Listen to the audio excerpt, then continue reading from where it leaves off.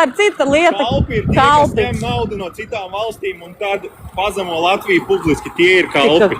Par ko jūs tieši runājat? Nu, ir tādi cilvēki. Jūs nepazīstat tādus? Nē.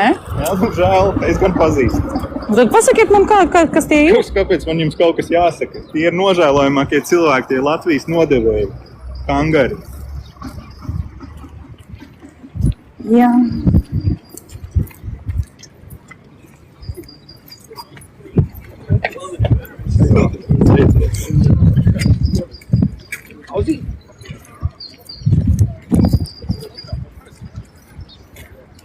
Varbūt. Kāpēc viņš nepateica?